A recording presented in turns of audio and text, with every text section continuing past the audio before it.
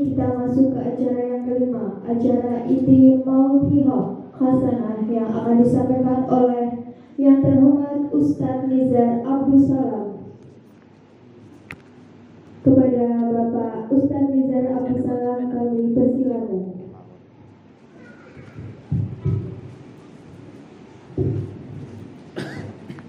Bismillahirrahmanirrahim. Assalamualaikum warahmatullahi wabarakatuh. Waalaikumsalam warahmatullahi wabarakatuh.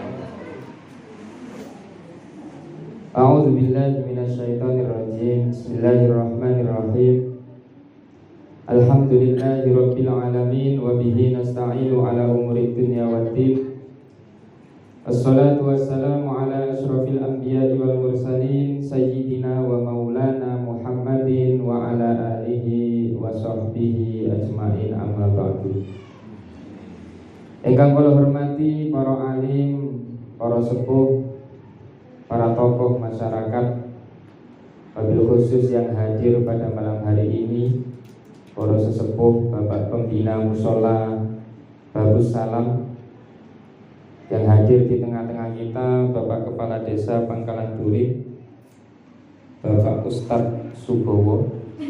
Koiri Ustadz ya. Kalau tiga nambahi Ustadz ini, pun kalau catat. Tahun ngajeng pun kalau gantos kiai.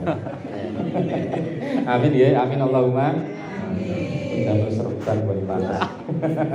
Doa. Wong doa iman iki Pak, didongani tiyang kathah.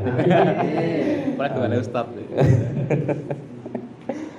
Salajengipun Al Ustaz Sunardi kang sering sangat kepanggih kali kula kali yugane beliau sinten Aziz nggih sering panggih. Insyaallah senantiasa hadir beliau ini di acara-acara seperti ini.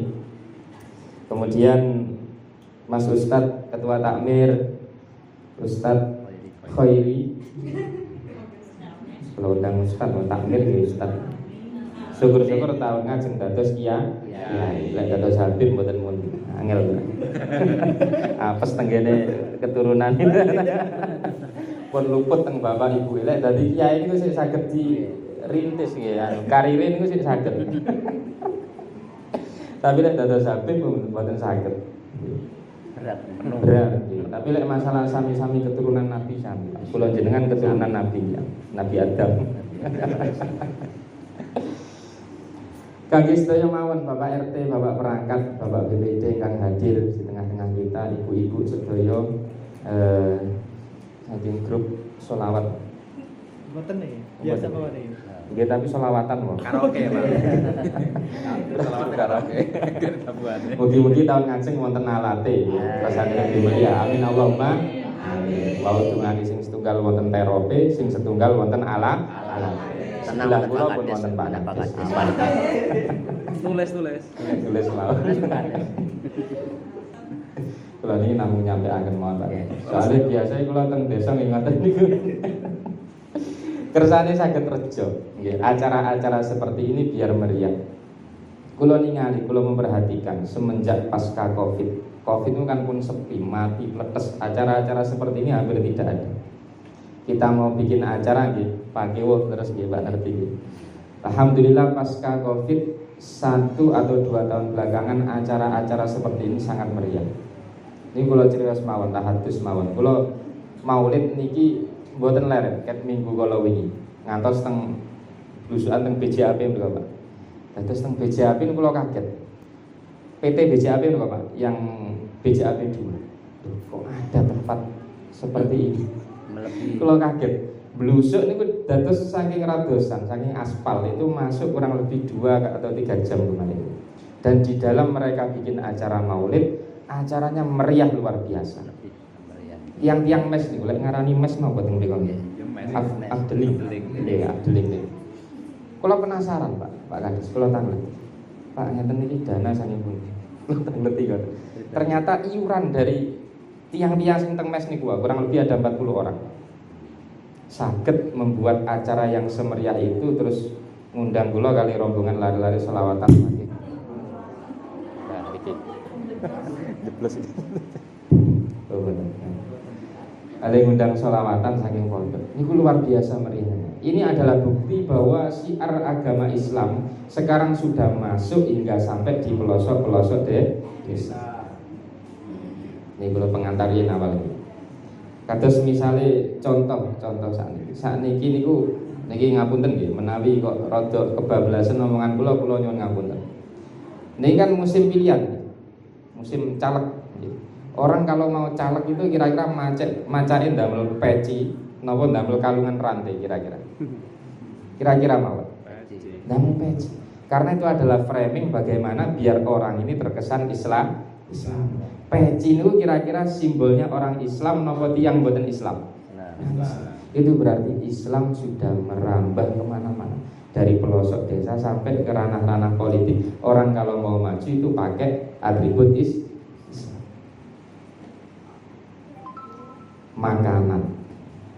Makanan itu tiang-tiang kota, tiang kados kula jenengan tiang desa itu mboten tek memperhatikan. Orang-orang kota, orang-orang Jakarta, orang-orang Surabaya, kalau cari makanan itu cari yang ada label halalnya. Yang ada label halal. Istilah halal kali haram itu istilah yang Islam apa mboten? Istilah yang Islam. Bahkan sampai ada kula sing mumun iki kirangan mikire pripun. Kosmetik yang ada label halal. Wonten nggih leres. Kosmetik kok halal haram. Jadi mikirnya rada bingung dulu. Campuran. Lah itu adalah trik daripada yang punya produk. Bagaimana agar produk ini bisa terjual laris di pasaran, maka pakai framing atau pakai kata-kata Islam. Bang nggih ngoten. Bank sing konvensional semuanya saat ini nggadahi label syariah. Bank syariah. Aslinya lebete transaksinya sami mau. Cuma diganti akad mau. Kula nggih sumerap lebete bank disebut. Cuma digantos akad mau. Lek waya tagihan jenengan ditagih niku sami mumete antara bank syariah kali mboten syariah. Sami diuber. Sami mau. Cuma itu adalah strategi mereka untuk bagaimana agar produk yang dia miliki bisa merambah ke seluruh masyarakat. Balik malih ndamel label napa Islam. Mangkane kula jenengan sing bangga dados tiyang Islam. Bu-ibuke, mbak-mbake pun kudungan sae teng musala alhamdulillah. Mugi-mugi saged jagi ngantos teng griya di luar kudunge didamel terus. Amin Allahumma. Ini kedadi pertahanan. Pertama, monggo sareng-sareng kula panjenengan sedaya panjatkan puji syukur kita kehadirat Allah Subhanahu wa taala yang mana berkat rahmat, pertolongan, inayah dari Allah, alhamdulillah kula panjenengan bisa berkumpul dalam majelis yang insya Allah berbarokah ini, yang insya Allah nanti di akhir acara biasanya wonten makan wonten Batak niku. Oh, wonten. Kula mun mboten makan niki kula ngejak lare niki, lare lesu-lesu niki. Siap. Siap kok. Niki wonten jatahe mboten lare kalir. Nek mboten wonten kula ken wangsul mawon. Siap enten. Oh, enten. Ono aman nggih. Kula lek nyenengke lare-lare ngoten Pak. Lek mulutan-mulutan kadang kula jak pinten ngoten. Lek mangan enak nang pondok sakniki mangane ngono-ngono. Lek mulutan nggih kula niki husnudon mawon. Umume niku biasae ayam napa iwak. Kula husnudon mawon kirangan Pak. Bismillah. Guyon nggih niki namung nyenengke lare-lare mawon. Mugi-mugi napa ingkang jenengan lampahi dalu niki, napa ingkang jenengan sedekahaken dalu niki sedaya dicatet kalian Allah dumados amal saya kagem panjenengan sedaya. Amin Allahumma amin. Ulama niku dawuh, mulutan niku napa sih? Mulutan niku yang di situ zikra maulidir rasul, zikra siratur rasul, yang mana di situ menjelaskan tentang sejarah perjuangan Kanjeng Nabi Muhammad sallallahu alaihi wasallam untuk nanti kita pelajari, untuk diiktibar, yang kemudian akhirnya lah ini yang penting. Mulutan itu yang akhirnya ditutup dengan acara makan. Jadi mulutan niku selalu ditutup kali makan. Iki kula cerita umume mawon. Dadi lumrahe ngoten niku. Niki dawuhe para ulama. Pun kaping kalihipun selawat ugi salam mugi tansah kunjuk dumateng panjenenganipun Kanjeng Nabi Muhammad sallallahu alaihi wasallam ingkang kula ugi panjenengan sedaya arep-arep syafaatipun benjang wonten yaumil akhir.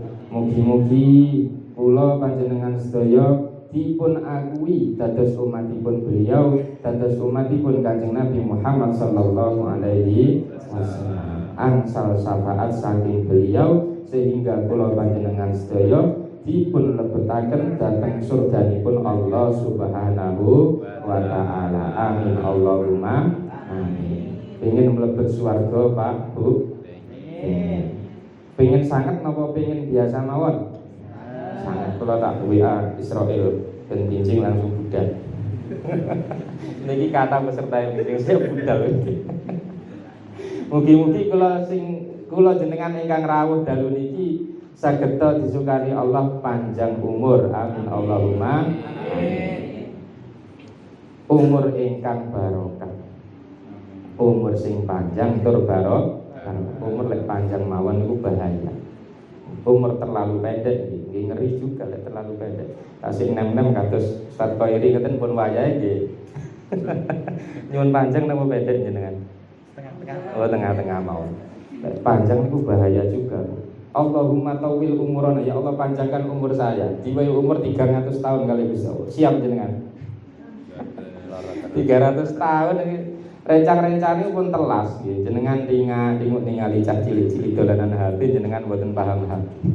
Apes yang umur terlalu panjang niku apes. Maka yang pas adalah umur yang tengah. Lek nderek umure Mbah Kanjeng Nabi Muhammad sallallahu alaihi wasallam pinten umuripun 63. Terus jenengan kok wonten sing lebih saking niku, maka niku fadl saking Allah, bonus saking Gusti Allah. Jenengan pinten Pak Kades? 45. 45 kasih dangu insyaallah. Jangan mati nih. Wonten setunggal serius.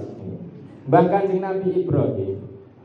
Mbah Nabi Ibrahim alaihissalam suatu saat beliau pernah berdoa. Ya Allah, Allahumma tawil umurana, panjangkan umur saya. Karena saya ingin dakwah. Saya ingin agar umat-umat ini sadar, bisa bertauhid kepada Engkau, bisa beribadah kepada Engkau. Dungane sinten? Mbah Nabi Ibrahim. Langsung berdungo itu ditekani kali tamu, mbah-mbah tamu. Wis umume tiyang saya lek enten tamu nggih disuguhi. Kados Pak Takmir enten tamu disuguhi, oh saya sangat ngeten.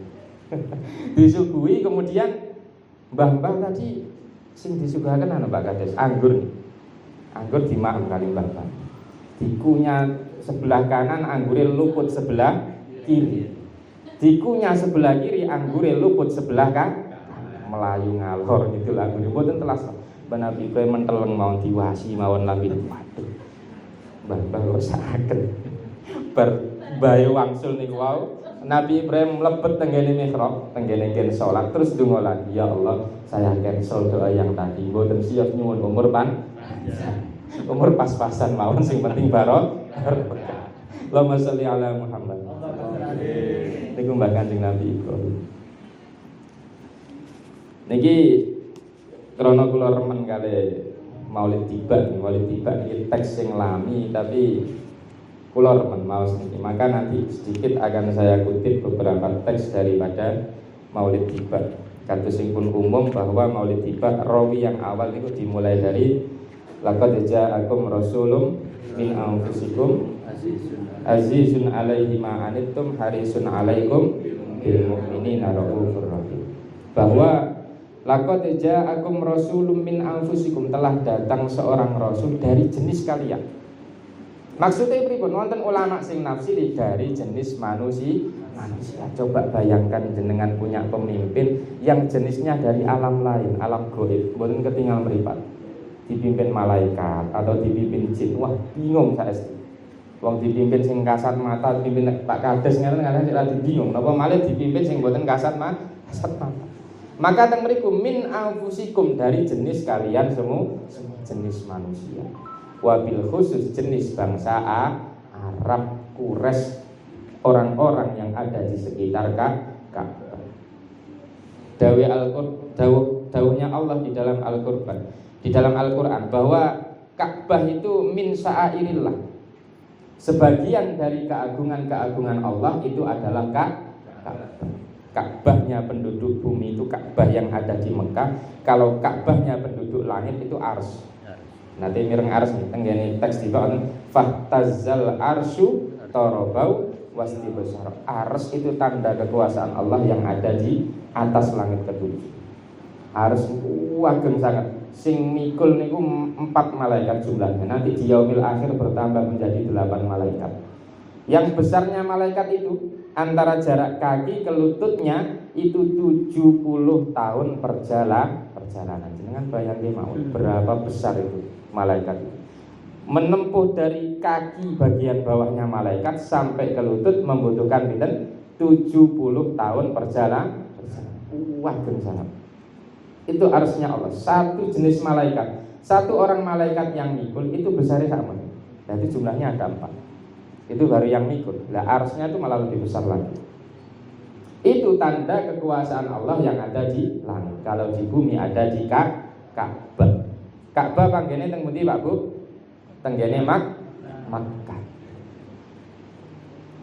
Inna awwala baiti wudi'a lin-nasi lalladzi bi Bakkah mubaraka wa hudan lil alamin fihi ayatum bayyinatum maqamu Ibrahim. Dawi Allah tenggene Al-Qur'an bahwa awal Baitullah yang ditetapkan Allah di muka bumi adalah Baitullah atau Ka'bah yang ada di negeri Mekah.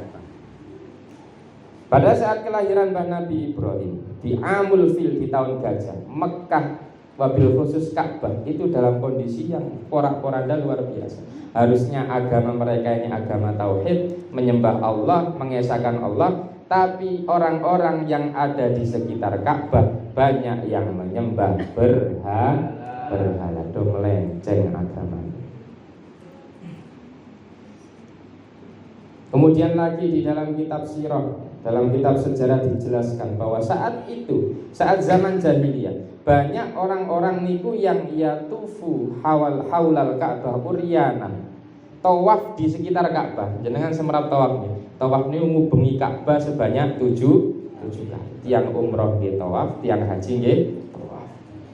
Niku dulu zaman jahiliyah orang-orang yang tawaf niku Pak Kades uryanan niku artinya mutu. Tawaf kali mutu. Dan niku lek bayangke mboten nutut kula.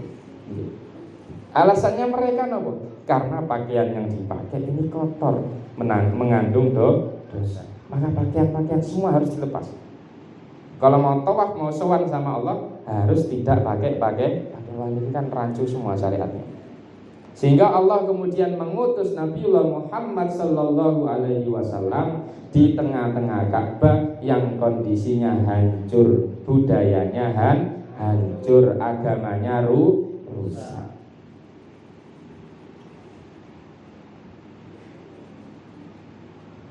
Pada saat kelahiran Nabiullah Muhammad sallallahu alaihi wasallam dipun jelaskan tenggene Maulid tiba fahtazal arsyu tarabau wastilsyar, bahwa ars pada saat malam kelahiran baginda Nabiullah Muhammad sallallahu alaihi wasallam itu berguncang dengan sangat dahsyat. Padahal sampun kula aturaken bahwa besarnya ars itu luar biasa. Sing nyangga mawon malaikat sing gedene kados ngoten niku. Karena apa? Karena menyambut kelahiran baginda Nabiullah Muhammad sallallahu alaihi wasallam. Wasdadal kursiyyu haibatan wa waqar. Kursinya Allah bertambah haibatnya. Wamtala'atis samawati anwara. Langit yang malam itu gelap gulita tiba-tiba menjadi terang benderang karena menyambut kelahiran baginda Nabiullah Muhammad sallallahu alaihi wasallam. Wadajjatil malaikatu tahlilan wa tamjidan wastighfar. Malaikat do bengok, do tahlil, do mensucikan Allah, do zikir tenggene Allah dengan tujuan apa? Mengagungkan kelahiran orang yang ditunggu-tunggu Nabi akhir zaman nggih menika Nabiullah Muhammad sallallahu alaihi wasallam. Pertanyaannya sekarang, kita lahir dulu apakah seheboh itu kondisinya? Apakah biasa-biasa saja? Atau justru yang paling terakhir justru menjadi beban orang tuh. Aduh, anak pertama sih setahun kok wis lahir enak juga. Iki opone sing digadekno. BPKB ini pun lebet sedaya, berarti lahiran iki sertifikat wis ndae. Itu kita. Kemungkinan kita seperti itu. Tapi Kanjeng Nabi Muhammad boten. Karena Nabi Muhammad ini adalah Nabi akhir zaman yang keberadaannya memang sudah ditunggu-tunggu oleh manusia-manusia yang ada di sekitar Ka'bah pada saat itu. Agama yang ada di Ka'bah itu adalah penyembah berhala, dan sebagian adalah orang Nasrani, sebagian ada orang Yahudi. Terutama di Madinah. Madinah itu banyak Nasrani, banyak Yahudi pada saat itu. Kemudian setelah Kanjeng Nabi Muhammad lahir, beliau keluar dari rahim ibunya, dilahirkan oleh Ibunda Siti Aminah dalam keadaan ribun sajidan syakiran hamidan ka'annahul badru fi tamam. Tibaan biasanya apa? Mahallul. Ya. Beliau lahir itu langsung dalam keadaan sujud syakiran, syukur dengan Gusti Allah. Asik bayi mun saged ngoten niku. Kalau bayi pada umumnya kan boten lahir nangis bengok-bengok. Lek mboten nangis malah ibu ebi lagi sehat ora. Kanjeng Nabi mboten begitu lahir langsung sujud. Makhulam biyadil inayah. Kanjeng Nabi lahir itu langsung celaan. Langsung wonten celah. Sing nyelaki sinten? Langsung Gusti Allah. Maktunan, Kanjeng Nabi lahir juga langsung dalam keadaan terus sempurna semua. Dari sejak lahir Kanjeng Nabi Muhammad sallallahu alaihi wasallam sudah didesain oleh Allah sebagai sosok yang memiliki fisik yang sempurna. Wonten tenggene salah satu syair yang bunyinya khuliqta mubarra'an min kulli aibin, bahwa engkau Muhammad itu diciptakan tanpa ada aib sedikit pun yang menempel pada dirimu. Ka'annaka khuliqta kama tasa'u, koyok-koyok sampeyan itu, jenengan itu wahai Nabi Muhammad itu diciptakan sebagaimana keinginan engkau. Ini loh yang perlu digarisbawahi. Kayak Kanjeng Nabi Muhammad itu diciptakan sesuai dengan keinginannya. Misale, ya Allah pengen meripat kula saya sing bunder blalak-blalak turuti Gusti Allah. Ya Allah minta hidung saya yang bagus, dituruti kalian Allah. Mulutnya bagus, dahinya bagus, meripatnya bagus, rambutnya Rasulullah bagus, detiknya Rasulullah juga bagus. Koyok-koyok Nabi Muhammad itu diciptakan sesuai dengan request beliau sendiri. Kalau kita kan boten. Gitu. Apa malih yang Indonesia ini kadang irunge kurang sak senti. Irunge kurang sak senti, kadang rodok nyamping barang irunge. Matanya tuh, kalau bapak-bapak sing nate haji napa umroh niku paling kadang rodok kaget, Pak. Tuh, kayak wong luar iki wayo pas tawaf niku lho tengkak ban. Bayangan bapak-bapak itu kan wanita itu kan yang ada di Pangkalan Bun. Ternyata di Ka'bah itu banyak sekali wanita-wanita cantik, terutama wanita-wanita Timur Tengah. Sing matane belalak-belalak, mripate bunder. Terus irunge niku mancung. Mboten namun mancung, bahkan lebih sak senti misalnya. Kalau orang Indonesia kan mboten. Orang Indonesia itu kadang matanya kurang, kon melek sing padang 50 watt itu enggak bisa. Lagi irungnya kurang sak senti. Matanya itu suruh bulat sempurna seperti wanita-wanita Turki, wanita Uzbekistan misalnya. Itu enggak bisa. Itu apesnya kita sebagai orang Indonesia. Itu sudah ada bagiannya sendiri-sendiri. Dahulunya ulama bahwa ketampanan Nabiullah Muhammad SAW itu diumpamakan sebagaimana setengah daripada rembulan.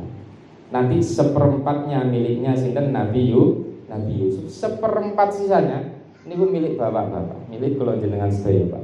Niku mawon sik hidung kali pitik, ya, kali wedhus, kali sapi. Lho saestu ngoten. Dewe ulama teng kitab ngoten bahwa seperempat sisanya itu sisa untuk semua makhluk, baik manusia atau yang bukan manusia. Pertanyaan kula, yang bukan manusia niku napa isine?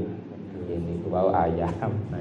Wedhus, sapi. Terus bapak-bapak ini didum ketampanan kali ngoten niku. Kula jenengan iki mangkane wis modele wis ngeten iki. Ganteng nggih ora, elek nggih pasti. Ganteng ora, elek pas.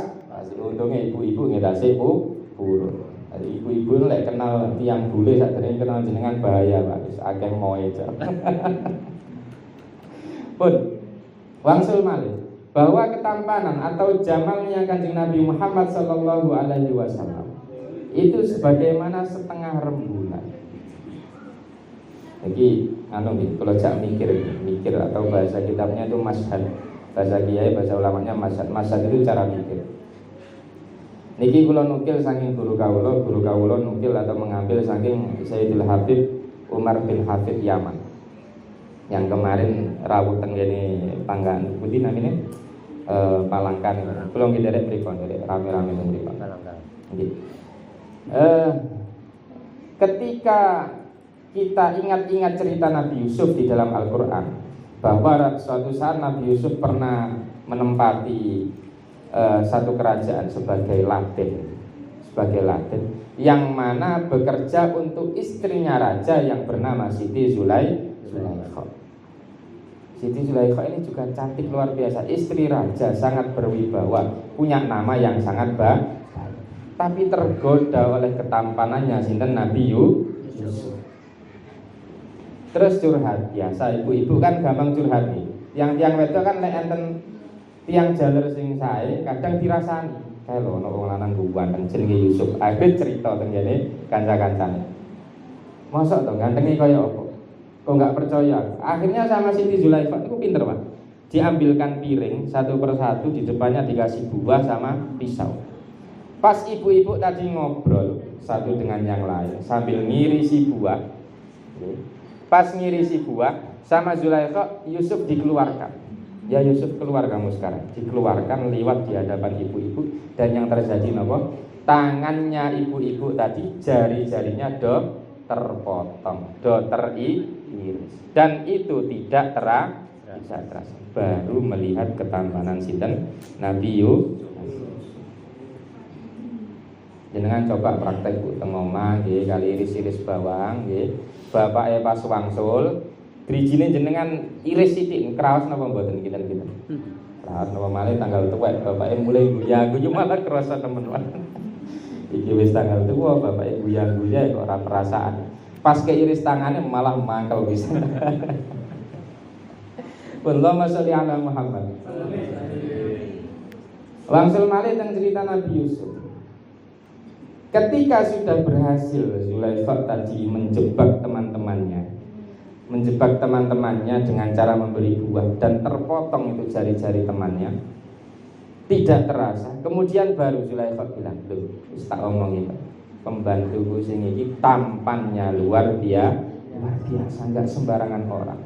Lah, kemudian ini sama ulama ini disifati, ini baru seperempat rembulan. Bagaimana kalau ketampanan ini milik Rasulullah Muhammad sallallahu alaihi wasallam? Ulama dawuh, tiang lek purun solawatan, orang kalau mau memperbanyak solawat, fa insyaallah di akhir hayat nanti ketika sakaratul maut akan dihadiri oleh Nabiullah Muhammad sallallahu alaihi wasallam. Purun pas sakaratul maut dihadiri Kanjeng Nabi.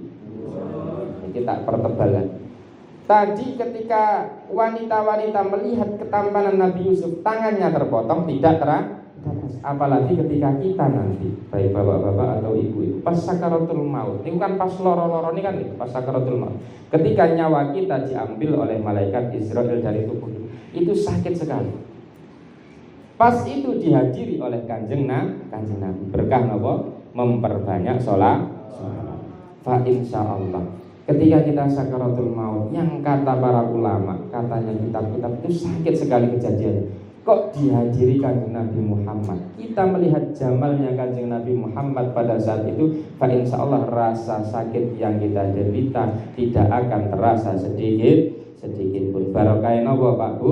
Memperbanyak sholat. Cara mikirnya ngoten. Delok Nabi Yusuf mawon sing wedok-wedok keiris sing mboten kraos. Napa malih ningali Kanjeng Nabi Muhammad. Pasti kita ketika sakaratul maut tidak akan merasakan sakitnya. Purun kados ngoten, monggo dikatai sholat. Sanjang ibu-ibu Pak Kades selawat gak ono alate mboten seru Pak Ustaz. Bali malih Pak Kades mawon lagi. Nyuwun alat langsung ngene Pak. Ayo lek sone kan pun siap nggih. Siap. Oh, siap. Niki enten pinten? Oh, kuat. Soalnya juga dari Pak Kades. Oh enggak. Oh. Aman, wis sistem aman kanten alate mawon. Lek selawatan mboten teng dhuwur panggung mboten skeco Pak Kades. Makanya tahun Sak depan. panggung. Ya panggungnya sekalian. Panggung lek mboten enten lighting-e itu nggih kurang sae. Cahaya niku sak paket sedaya pokoke. Pun Allahumma sholli ala Muhammad. Itu adalah cara pikir bagaimana agar kula panjenengan sedaya niku remen sholawat tenggene Kanjeng Nabi Muhammad sallallahu alaihi wasallam. Dawuh para ulama wonten salah satu syair. A'maluna. Wah, ngapunten supaya kula. Terjemahnya kurang lebih seperti ini. Amal kita semua itu antara diterima dan ditolak oleh Allah Subhanahu wa taala. Kados salat. Kula jenengan salat. Itu pasti diterima napa mboten? Mboten. Belum tentu diterima. Kalau pertanyaannya kewajibannya gugur, nggih gugur, kewajibannya selesai. Jenengan sebagai orang muslim salat beres kewajiban. Pertanyaan selanjutnya, salatin jenengan munggah langit napa mboten? Kira-kira. Nah, duka kan, mboten semerap kan? Nah, niku namanya amal kita itu antara diterima sama ditolak kalian Gusti Allah. Illa sholata ala Nabi Muhammadin, kecuali sholawat kita kepada Kanjeng Nabi Muhammad. Jenengan kali sholawat kali nyanyi, jenengan sholawat sambil layeh-layeh, jenengan sholawat sambil nyetir motor teng dalan, semuanya itu akan diterima oleh Allah Subhanahu wa taala. Ini kalau lecone sholawat karo nyanyi kena, karo joget-joget kena, kali teng dalan iki kena. Makane kan sing viral-viral teng videone ada sholawatan kali joget-joget. Itu tetap akan diterima oleh Allah Subhanahu wa taala. Wis kecone sholawat ngoten niku. Tujuan kita bersolawat adalah mengirim doa tabarrukan tenggene Kanjeng Nabi Muhammad sallallahu alaihi wasallam. Nah, balik-balik teng cerita bahwa kan salat iki kula jenengan saya kan tasik tanda tanya. Apakah salat kita naik ke langit atau tidak? Niku wonten solusine, Pak Bu. Biar 100% dijamin salat kita itu naik ke langit diterima kalian Allah. Wonten solusine. Cara nderek Pak Takmir musola, nderek Pak Ustaz Khair. Begitu adzan jenengan langsung tengene musola. Salat jamaah niku seberapapun peserta jamaah semuanya kok mboten khusyuk, tetap pasti salatnya akan diterima oleh Allah Subhanahu wa taala. Misal jamaah yang sedoso. Misalnya, itu yang pinten biasa teng mriki. Pak Ustaz. Kalau taklet niki. Kalesop. Kalesap ya. Pak Imam begini. Biasa. Biasanya niku rame-rame ini samaan niku pas napa? Pas Ramadan. Ramadan hari pertama, hari kedua, hari ketiga keluarkan bar buka mun tek sope. Wah, kemajuan.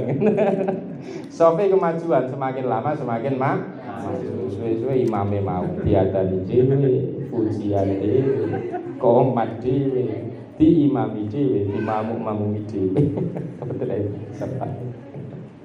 Tapi tiang niku kok kurun jamaah. Niki sing umum nggih, sing umum mawon kula sampean. Bahwa sholatul jamaah afdal min sholatil fardhi bi 27 darajat. Salat jamaah itu lebih utama daripada salat sendirian sebanyak 27 derajat. Niku umum. Niki kangge motivasi kula jenengan sedaya ben sregep salat jamaah. Tapi yang lebih spesial lagi, tiang kok kurun jamaah, yang lebih khusus lagi, sholatnya pasti diterima oleh Allah Subhanahu wa ta'ala. Ibarat jamaah tiang kalih, imame setunggal, makmume setunggal. Sing imame mikir tanggungan, pokoknya tanggungane kathah imam. Sing makmume ngoten kathah pikiran, sami-sami kathah pikiran. Makmume ndak fokus, imame ndak. Sampai sholat maghrib sing putune 3 rakaat dadi 5 rakaat. Saking delerenge nih. Imame delereng, makmume nggih delereng. Lho ngoten niku sholat jamaah sing model ngoten niku dawuhnya ulama. itu tetap akan diterima oleh Allah Subhanahu wa Ta'ala. Pokok tiang purun jamaah, bagaimanapun kondisi orang yang jamaah di situ, bah niku sak musala mboten enten sing fokus, tetap sholatnya pasti akan diterima oleh Allah Subhanahu wa Ta'ala. Makane lek pengin salate diterima jamaah sareng lek jamaah umume teng pundi? Teng kene musala. Monggo sareng-sareng musolanya diramekan. Yang jelas dimulai saking Mas Takmir tak jamaah ke kasus.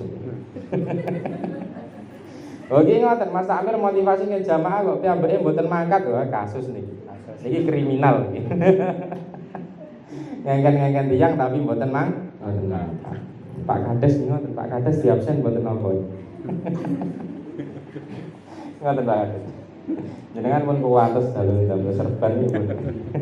Ahli musala, ahli masjid iki kedhe. Putune lho, Pak. Tahun ngarep ya. Tahun ngajeng kiai. Allahumma sholli ala Muhammad. Pun iki kali nyantai mawon kali guyon mawon. Mangke guyu-guyu guyon kan suwe-suwe luwe. Tapi pun luwe jenengan sanjang stop mungkin monggo maaf sareng-sareng. Kali ceria santai mawon. Yang jelas tujuan acara malam hari ini adalah kita dzikra Maulidir Rasul Muhammad sallallahu alaihi wasallam. Eling-eling kelahirane perjuangane bahkan Nabi Muhammad sallallahu alaihi wasallam. Ada beberapa mukjizat atau keanehan-keanehan pada saat malam kelahiran baginda Rasulullah Muhammad sallallahu alaihi wasallam. Salah satunya adalah warumiyatis sayatinu minas sama'i bisubil muhriqat. Didawakan negara tiba. Pada malam hari itu setan-setan yang naik ke langit niku dibandemi kali malaikat ngangge meteor, ngangge bintang yang terbakar yang atau batu-batuan yang terbakar oleh api neraka. Diantem niku setan-setan. Setan zaman sing nggih, setan dulu sebelum bahkan Nabi Muhammad. Niku kata sing saged munggah teng langit. Teng dhuwur langit itu ada informasinya Allah. Kula kan ngeten to lek guru-guru mulangi kan nasibe kula jenengan sedaya, takdire kula jenengan sedaya, catetan uripe kula jenengan sampun ditulis wonten dhuwur langit. Kan ngoten to? Nah, niku setan-setan dulu sebelum kelahirannya Mbah Kanjeng Nabi niku saged munggah teng langit kemudian mencuri informasi dari langit. Akhirnya dia bisa menebak-nebak kejadian yang ada di seminggu lagi akan seperti ini, sebulan lagi akan seperti ini. Karena itu dibantu setan dan setan mencuri informasi dari langit. Sehingga sebelum kelahiran Mbah Kanjeng Nabi kuat kejadian seperti itu. Tapi semenjak malam itu sudah berkurang. Karena setan-setan yang naik dibandemi kali malaikat, dilempari kali malaikat menggunakan bintang yang terbakar. Kemudian tenggene Persi niku sakniki Iran. Rajane namanya Kisra. Agamanya namanya Majusi pada saat itu, penyembah api. Bahwa di situ ada api yang abadi beribu-ribu tahun, api itu tidak padam karena api itu menjadi Tuhan mereka, menjadi sesembahan orang-orang Majusi. Ribuan tahun nggak padam. Tapi pada saat kelahiran Nabi Muhammad sallallahu alaihi wasallam, api itu tiba-tiba padam. Itu keanehan itu. Itu termasuk salah satu mukjizat baru pada saat malam kelahiran Kanjeng Nabi Muhammad. Sitas lahir niku Pak Bu, tembe lahir. Itu sudah bikin keanehan-keanehan atau mukjizat-mukjizat yang luar biasa. Lah, kemudian setelah beliau lahir, Nabi Muhammad ini punya paman namanya Abdul Uzza. Abdul Uzza niku sing masyhur cara Quran namine Abu Lahab, tabbat syada abi lahabiu wa tab. Terus ini cerita Abu Lahab. Punya paman namanya Abdul Uzza utawi Abu Lahab niku. Niku saking gembiranya dengan kelahiran ponakane tadi. Itu sampai-sampai ibundanya Nabi Muhammad dikasih budak. Dikasih budak, dikasih juruladir. Wahai Aminah, ini budak saya namanya Suwaibah, kamu pakai aja untuk merawat keponakan kesayangan saya. Abu Lahab saat itu pas api-api. Jenengan lek angel bayangke budak sakniki. Lek angel karena sekarang kan nggak ada budak. Bayangkan saja ngeten. Ada orang lahiran, kemudian sama orang dikasih mobil, nyotak wae mobil. Gue mempermudah aktivitasmu untuk ngantar anakmu ke rumah sakit. Mahal nama buatan mobil. Mahal. Itu yang dilakukan Abu Lahab saat menyambut kelahiran baginda Nabiullah Muhammad sallallahu alaihi wasallam. Maka masyhur itu dawuhnya para ulama bahwa ada salah satu ulama sing kasaf atau mimpi. Dalam mimpinya beliau melihat bahwa Abu Lahab tiap hari Senin itu azabnya dikurangi oleh Allah Subhanahu wa ta'ala. Karena apa? Nabi Muhammad lahirnya hari Senin. Pas hari Senin tadi, pas Nabi Muhammad lahir, Abu Lahab memberikan budaknya yang bernama Suwaibah kepada Siti Aminah. Karena bangga atas kelahiran Nabi, meskipun akhirnya itu menjadi musuhnya Nabi yang luar biasa. Abu Lahab nih, Kanjeng Nabi sholat tenggene namine Ka'bah. Duga pas rukuk napa pas sujud niku gegere diteploki kotorane napa namine kambing. Terus ada yang bilang unta, ada yang bilang kambing. Bekas sembelihan niku jeroane niku lho, jeroane diteplokno tenggene punggungnya Kanjeng Nabi Muhammad. Dan masih banyak teror lagi yang dilakukan oleh Abu Lahab terhadap Kanjeng Nabi Muhammad. Itu pas Kanjeng Nabi pun gede, pun berjuang. Tapi ketika ditarik, di flashback istilah, ditarik mas, pas baginda Nabiullah Muhammad lahir, itu Abu Lahab senangnya bukan main, karena ini adalah keponakan yang ditunggu, yang dinanti-nanti. Dawuhnya ulama itu Nabi Muhammad itu nurnya dikirim min sulbi Adam, dari sulbinya Adam, dari tulangnya Nabi Adam sampai pada ayahanda Nabi Muhammad Sayyid Abdullah, itu dipindah dari orang pilihan ke orang pilihan. Terus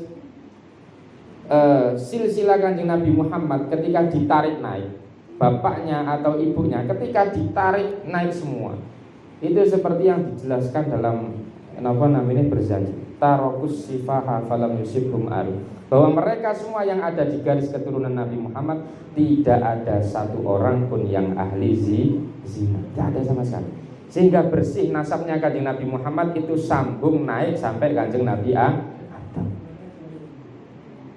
Itu wonten dijelaskan dengan Maulid berjanji.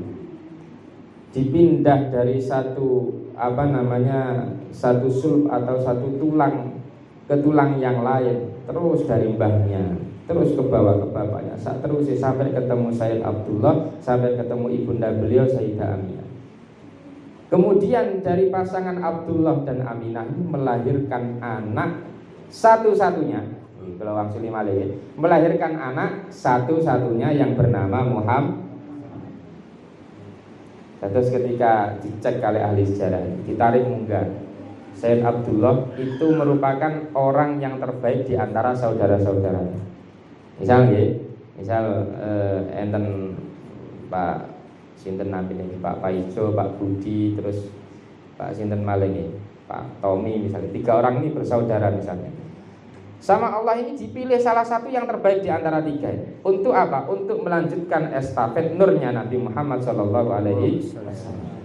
Ditarik munggah ingat, Sayyid Abdullah itu merupakan yang terbaik dari saudara-saudaranya. Naik lagi tengene kakeknya beliau, Sayyid Abdul Muthalib, itu merupakan yang terbaik di antara saudara-saudara. Terus sampai naik sampai Mbah Hasyim, mbahnya Kanjeng Nabi Muhammad, ada yang namanya Mbah Hasyim. Pas namanya Sami katanya masih Zeno. Mbah Hasyim itu juga begitu. Beliau merupakan orang-orang yang terbaik di antara saudara-saudara. Kalau di dalam berjanji paling mentok pol dhuwur niku namanya Sayyid Adnan, Mbah Adnan. Mbah Adnan juga sama, itu diambil dari orang terbaik di antara saudara-saudara. Kemudian di dalam berjanji dijelaskan, ketika sudah Mbah Nabi Adnan itu nanti sambung kepada Nabi Ismail. Wa adnanu bila raibin nisbatuhu ila dzabihi Ismail wa muntama. Cara berjanji ini lek pun Sayyid Adnan ditarik munggah niku pun pasti ketemu tenggene Nabi Ismail. Nabi Ismail munggah malih punya bapak namanya Nabi Ibrahim. Ibrahim. Nabi Ibrahim itu orang yang pertama kali meninggikan fondasi Ka'bah. Cara Quran, wa id yarfa'u Ibrahimul qawaida minal baiti wa Ismail. Kanjeng Nabi Ibrahim kali Nabi Ismail kerja sama. Kerja sama. Niki lho.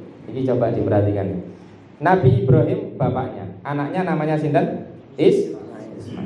Terus Nabi Ibrahim mboten ngongkon anaknya pun gede saat itu Nabi Ismail. Le bangunan Ka'bah, terus bapaknya leha-leha mboten. Tapi tenggene Quran wa id yarfa'u Ibrahimul qawaida minal baiti wa Ismail. Nabi Ibrahim dan Nabi Ismail sama-sama membangun Ka'bah. Terus yang sepam mboten semena-mena ngongkon anaknya, tentang anaknya sik seger. Nah, ini adalah prinsip kita. Bisa kita jadikan prinsip untuk mendidik anak-anak kita. Ini kula perdalaman. Kadang anak itu apa yang kita katakan, ibu mboten digugu. Leres napa mboten? Apa yang kita katakan mboten digugu. Jangan salahkan anak, kembalikan kepada diri kita. Apakah kita sampun saged nyukani contoh napa mboten? Le jo HP-an ae. Pertanyaan, ibuke HP-an ora? Nyuwentak ya anak HP-an terus. Cara kula dadi anake kok tak sentak bal sampean ya HP-an terus Bu. Ngeten lho iki. HP atau istilahnya sekarang apa? Smartphone ini. Smartphone itu apa? Ponsel pintar. Aja sampai kalau jenengan sedaya dipinteri kali ngeten iki. Sehingga kita semua dalam tanda kutip menjadi bodoh. Ngeten iki nggih. HP atau mainan apapun yang dipegang anak-anak yang sifatnya elektronik itu punya sifat sing napa responsif. Responsif niku anak nutul napa? Game misalnya nggih, Mobile Legend gitu. Ditutul itu pasti loh ibu bocah yang guyu-guyu ngerti gitu. Begitu ditutul akan keluar apa yang dia ingin, hanya sekali pencet. Atau game yang lain, apa nih? Game bisa loh. Nah, PUBG, PUBG misalnya. Begitu dipencet itu langsung muncul apa yang diinginkan oleh anak-anak kita. Pencet Mobile Legend, medal Mobile Legend. Dipencet apa? PUBG, medal PUBG dan game-game yang lainnya. Pokok HP itu punya sifat apa? Responsif. Sekali tutul langsung keluar apa yang diinginkan anak. Pertanyaannya, bapak-bapak ataupun ibu-ibu ketika ditutul anaknya ngeten, ditutul, Pak nyuwun niki, atau ibu-ibu lah sing rada cerewet biasa, ditutul kali anak, Bu nyuwun niki. Kira-kira ini langsung dituruti sama ibunya apa? Kok sik to, kira-kira? Nah, kok sik. Lah ini yang membuat anak, Bu ini enggak menarik, tak demok pisan ora respon. Mending saya sama HP ini sekali saya sentuh langsung nuruti perintah saya. Nah, itu kita harus bisa ngimbangi, Pak. Harus bisa ngimbang. Contoh lain misalnya, bapak ibu ingin sholat, sholat, kono jamaah nang musola, ojo dolan aja. Tapi ibu nyuwate teng omah HP-an.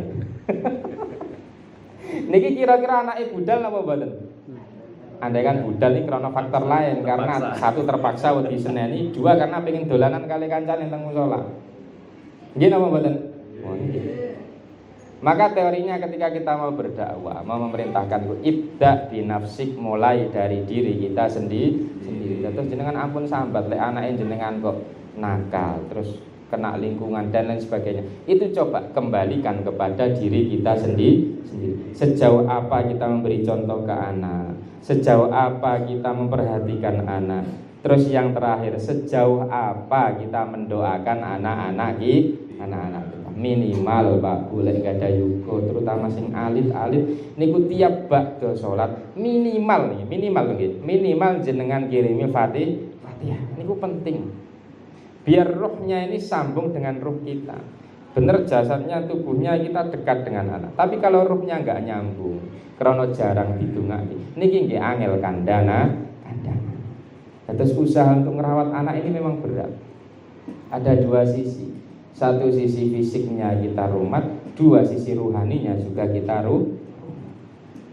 Makanya para kiai-kiai ini boleh ndongakno santri ini tenanan saestu, terutama kiai-kiai sepuh. Lek ndongake santrine itu luar biasa. Bahkan ada nih kalau sing nanti semerap niku sampai di absen dalu-dalu niku wonten catatane niku. Di absen itu dalam artian misal si Adit terus si Saudi itu dikirimi Fatihah setunggal-setunggal.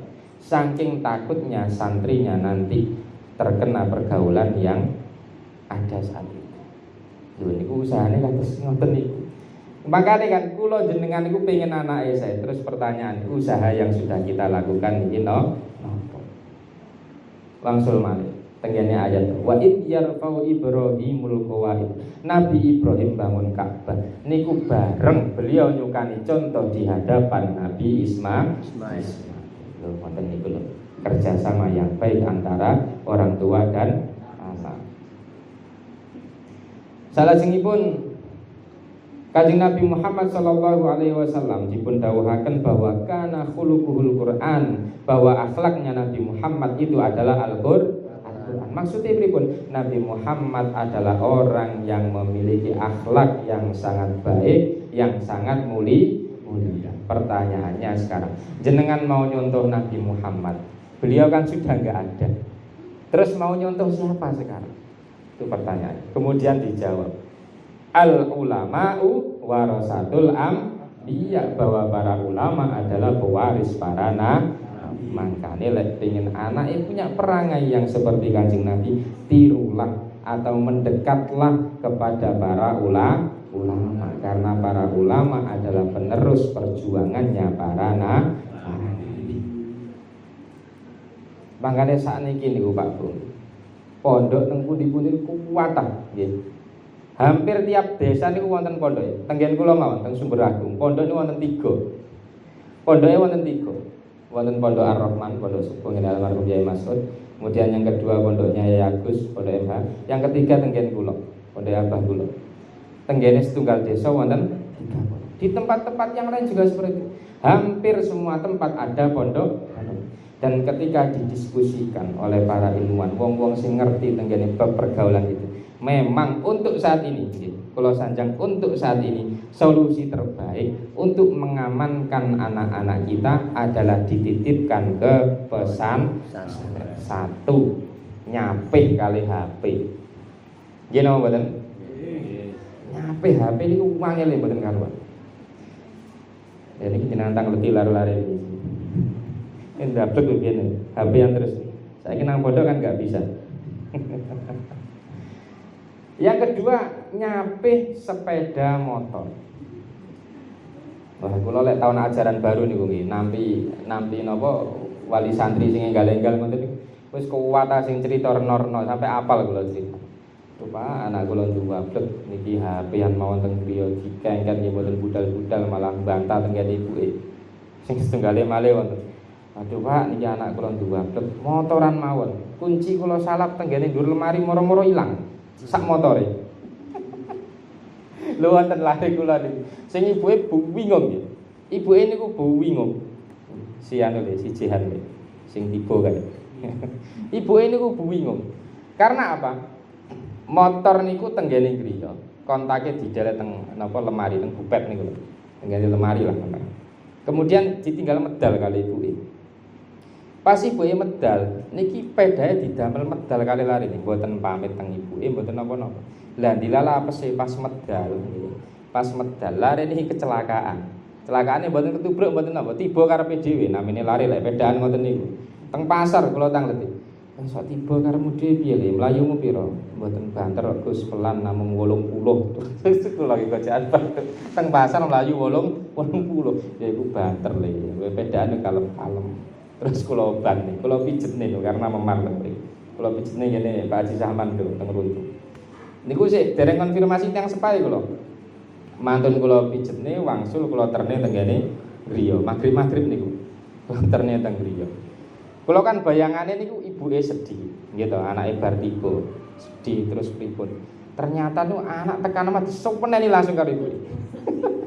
Kamu ini keluar pakai sepeda, nggak bilang-bilang, sepedanya tak cari dari tadi. Terus yang digolek dudu anak, sepeda.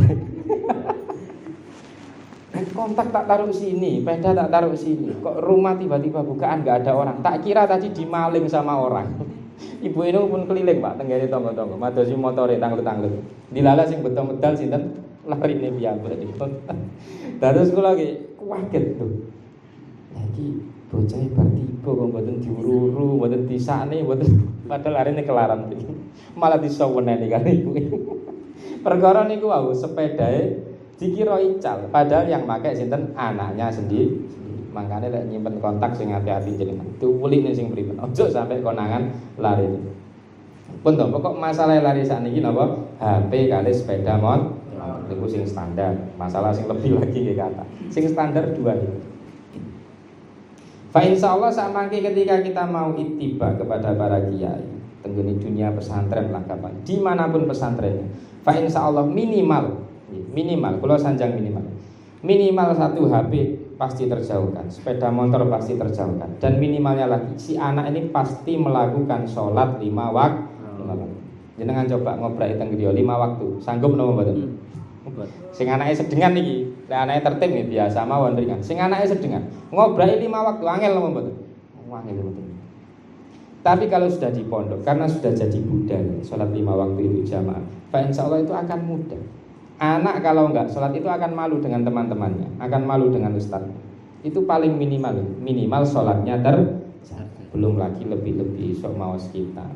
Saged nggadhahi apalan matem, saged nggadhahi apalan Al-Qur'an. Dan nanti ketika sudah pulang di rumah bisa bermanfaat kangge masyarakat sekitar. Terlebih saged cinta tenggene tanah air. Kados dawuhipun Mbah Hasyim, hubbul waton minal eling nggih, hubbul waton Pak, mboten hubbul wadon. Yen luput hubbul wadon iki bahaya. Harusnya cinta tanah air sebagian dari iman, karena luput hubbul wadon maka cinta perempuan sebagian dari iman. Bahaya nih luput. Allahumma sholli ala Muhammad.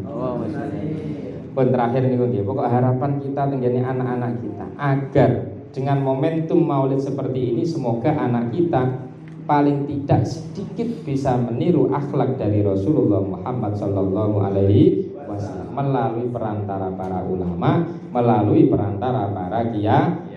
Pun nggih cekap wallahu a'lam bishawab. Saking kula cekap semanten anggen kula matur menawi wonten sing kirang nyocoki wonten manah wonten penggalih panjenengan sedaya kula nyuwun agunipun pangapunten.